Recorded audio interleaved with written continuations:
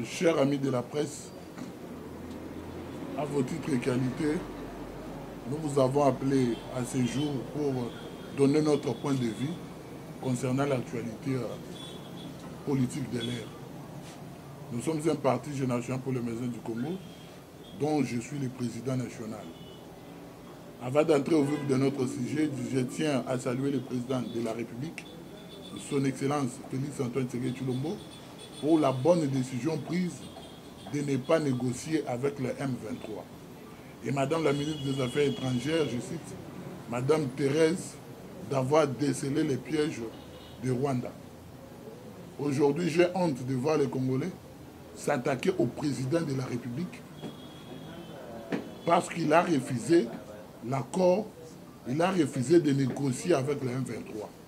Il y a même d'autres qui relaient de mauvaises informations, pendant que nous, vous étant que journalistes, vous devez aider la population à avoir de bonnes informations et surtout à ne pas jouer le même jeu avec notre ennemi. Nous, Parti Génération pour les Maisons du Congo, nous disons non aux traîtres. Nous disons non à l'AFC des Nang ainsi que ses acolytes. Et le Congo ne pardonnerait jamais les traîtres. Pour entrer dans notre vif du sujet, parler de problème de la Constitution, révision ou changement de la Constitution, cela ne doit pas être un tabou dans notre pays. Tout Congolais a droit de réfléchir et surtout de penser comment faire émerger son pays, peut-être en changeant aussi les tests de la République. Et nous, PAGEC, Parti Génération pour le Maison du Congo, nous disons que cette Constitution est déjà obsolète. C'est une Constitution qui doit être changée. Pourquoi ça doit être changé? Nous avons des raisons qui nous poussent à les dire. Première raison est que notre Constitution ne parle pas clairement sur la question concernant la jeunesse. Si vous lisez l'article 42 de la Constitution, ça ne parle pas clairement la question de la jeunesse. Donc nous voudrons que le nouveau Constitution qui sera mis en place ou qui sera fait, que ce soit une Constitution qui doit parler aussi clairement de la jeunesse, comme on parle de la question de la femme. Parce qu'on sent que la jeunesse, que ce soit jeune homme ou jeune femme, on se sent marginalisé sur cette question. Et surtout, la Constitution ne nous donne pas tellement de béquilles pour que nous puissions émerger ou s'épanouir. Donc voilà pourquoi nous voudrons à ce qu'on puisse changer la Constitution. Deuxième raison, nous voudrons qu'on change la Constitution parce qu'on veut la suppression du Sénat. Les fameux Sénats ne nous aident pas.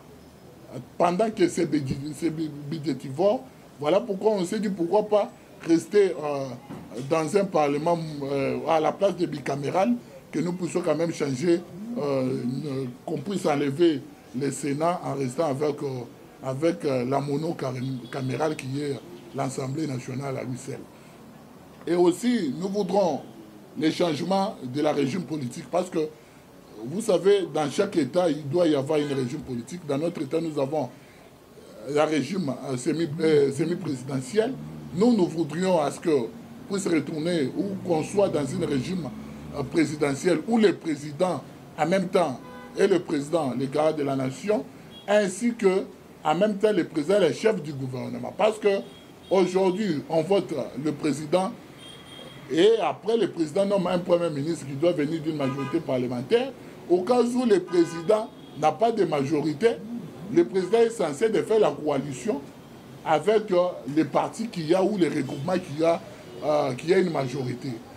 Nous n'oublions pas le cas de Ilunga Lukamba, qui autrefois, le président donnait des injonctions et lui, de ce côté, entendait des injonctions venant de Kinakati.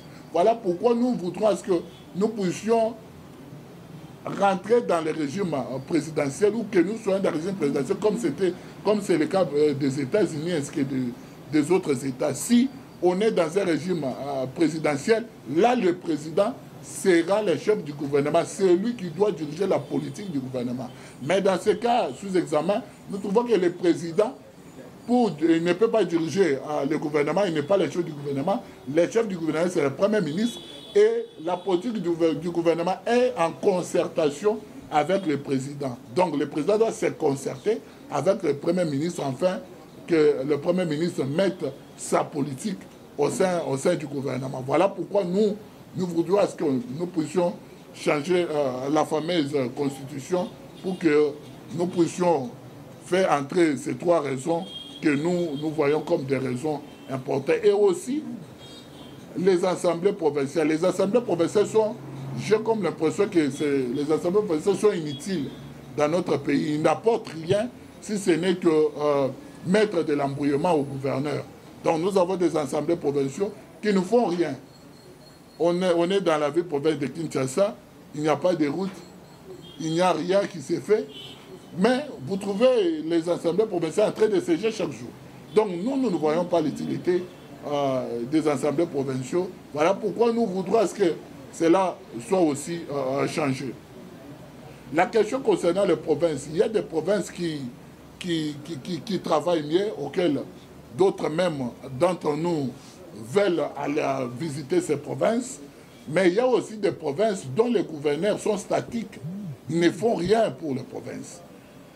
Nous pourrions citer les provinces de Lualaba, les provinces chères ou d'où la gouverneure et maman Fifi Masuka Saini, qui est quand même au moulin de son travail. Nous avons vu, j'ai été dernièrement à Lualaba, j'ai vu des routes asphaltées. J'ai vu l'aéroport en train d'être construit. J'ai vu beaucoup de choses, que ce soit sur le plan agriculture, dont le gouverneur est en train de faire. J'ai vu le gouverneur mettre de la sécurité. Voilà, aujourd'hui, tous les Quinois veulent aller à Lualaba, tout simplement parce qu'il y a quelqu'un qui veut faire de sa province un bijou. Mais si dans notre province, la ville province de Kinshasa, nous pouvons prendre l'exemple de cette excellente dame, ça pourrait amener aussi Kinshasa à être envié par d'autres provinces. Je cite aussi la province plutôt de Haut-Katanga, dirigée par Jacques Kaboula Kadwe, qui est en train de faire son travail, qui a construit l'Assemblée provinciale, qui a construit des routes et qui est en train de travailler sur la sécurisation de sa population. Mais revenons dans notre province, la ville province de Kinshasa, dont nous sommes habitants, État Kekino. Nous trouvons qu'il n'y a rien qui s'est fait depuis que le gouverneur Daniel Bumba est là. Il n'y a rien, si ce n'est que des discours. Or, à ce moment ici, la population n'a pas besoin d'écouter les discours. Nous, les autres, nous avons été au four et moulin le 20 décembre en prêchant le peuple de voter Félix-Antoine Tshisekedi. Ce n'est pas pour que nous puissions retourner ou que le peuple commence à regretter le choix fait en votant son excellent Félix-Antoine Tshisekedi. Maintenant, si vous êtes gouverneur, vous ne travaillez pas pour votre province, qui vous voulez qu'il puisse travailler pour votre province? Depuis qu'il est là, il ne fait rien. Depuis qu'il est là, on dirait que la ville province de Kinshasa n'a pas un gouverneur. On dirait que la ville province de Kinshasa n'a pas un vice-gouverneur. Et s'il y a la pluie aujourd'hui, on manque même au marché. Donc tous, on commence à porter même des bouts. Pourquoi? Parce qu'il n'y a pas de route. Parce qu'il n'y a pas de route. Et vous voyez le gouverneur aller dans un autre pays pour dire que non, je vais acheter un métro bis pour la ville province de Kinshasa en fait d'éradiquer l'embouteillage. Mais il n'y a pas encore de route. Il n'y a pas encore de route. Si peut-être on avait des routes là, on allait se dire oui. Où est le rôle des transports aujourd'hui? Il n'y a plus de transports sur la route. Pourquoi? Parce qu'il n'y a pas de route. Les routes sont impraticables. Voilà pourquoi nous, PAGEC, nous interpellons le gouverneur Daniel Bumba. Nous lui demandons à ce qu'il travaille, à ce qu'il se mette au travail. Ce n'est pas le temps des discours. Ici, on n'a pas besoin des élections pour qu'il soit voté. Maintenant, nous devons travailler. C'est notre pouvoir et nous devons voir à ce que cette population a trouvé les quais de cause en votant plus de 70% Félix-Antoine Tshisekedi aux élections. Donc, que le gouverneur Daniel Bumba se mette au travail. Qu'il travaille, qu'il construit des routes et qu'on arrange les routes. Parce qu'on a déjà des routes. Si on peut reconstruire ou construire des routes secondaires et arranger nos routes, je pense que ce problème d'embouteillage sera éradiqué. Aujourd'hui, je me trouve même en difficulté de marcher avec les véhicules. Pourquoi? Parce que tu seras toujours dans l'embouteillage. Que tu veuilles ou pas, tu seras toujours dans l'embouteillage. Et comment pourrions-nous être dans un capital où il y a tellement d'embouteillages. Chaque jour, même à 7h, 6h, il y a l'embouteillage. Donc nous demandons au gouverneur d'Angé Boumba de travailler sur cette question. Et deuxièmement, la question concernant l'urbanisme, parce qu'on voit que lorsqu'il y a la pluie, Kinshasa, donc partout, on ne peut pas marcher. Donc nous demandons au ministre de l'Urbanisme et de l'Habitat d'essayer de faire son travail pour que nous puissions quand même se sentir dans un pays où même la pluie il peut pleuvoir et nous marchons comme il faut. Donc c'est un peu ça sur les gestions des provinces, si je pourrais citer que celle-là. Et aussi le gouverneur de Lomami, il doit aussi travailler parce qu'à Lomami, il n'y a même pas de route. C'est honteux. C'est honteux. Il n'y a même pas de route. Donc si le gouverneur de Lomami peut aussi se mettre au travail sur cette question. Parlons des questions des inégalités sociales. Nous trouvons que de jour en jour, la vie devient de plus en plus chère. On ne peut pas s'envaler la face parce que nous sommes de l'Union sacrée. On ne peut pas s'envaler la face parce qu'on soutient le président de la République. J'ai toujours dit que soutenir le président de la République, c'est faire le bien pour la population. C'est ça l'effet de soutenir le président de la République. Vous ne pouvez pas dire que vous soutenez le président de la République en faisant de mauvaises choses pour la population. Non, non. Soutenir le président de la République, nous devons faire de bonnes choses. Et la population doit se sentir que non, non, le président est en train de travailler. Parce que le président ne peut pas être gouverneur, le président ne peut pas être ministre, le président ne peut pas être premier ministre, mais il doit y avoir des personnes, des collaborateurs sincères qui doivent travailler pour que, à la fin du mandat du président de la République, qu'il se sente qu'il a fait ce qu'il faut. On ne veut pas que le président dise que depuis mon mandat, je manque même 15 personnes, comme l'avait dit le président Joseph Kabila. Nous voulons que le président, à la fin, qu'ils disent que non, non, j'avais des collaborateurs sérieux qui m'ont aidé à travailler pour amener, le pays à l'émergence. Voilà, nous demandons au gouvernement ainsi qu'au ministre de faire le travail. Aujourd'hui, tu trouves un ministre qui se sent bien en voyageant, en allant dans des pays étrangers, et nous laisser, nous, en train de croupir. Vous l'avez même vu avec la conférence de gouverneurs qui s'est fait à Tanganyika, où tous les ministres ont voulu aller. Et on a vu les photos, on dirait, c'est une photo de conseil des ministres. Et le président même en a profité pour faire le conseil des ministres là-bas à Tanganyika. Pourquoi? Parce que tous les ministres se trouvaient déjà à Tanganyika. Donc, à la place de travailler, ils sont allés à la conférence des gouverneurs. Le conférence des gouverneurs, d'où le président doit présider face au gouverneur, mais tu trouves les ministres sont là. Et aujourd'hui, vous trouvez un ministre qui se sent bien de voyager, aller en Belgique et aller faire ces choses sur les frais de l'État. C'est-à-dire, dans les frais de l'État, les ministres voyagent. Et qu'est-ce que nous, Congolais, nous gagnons? Qu'est-ce que nous, Congolais, nous gagnons? Voilà pourquoi nous demandons à ce que le gouvernement, Judith Soumino, travaille, parce que nous sommes en décembre et la population est en train de groupir. On doit se le dire.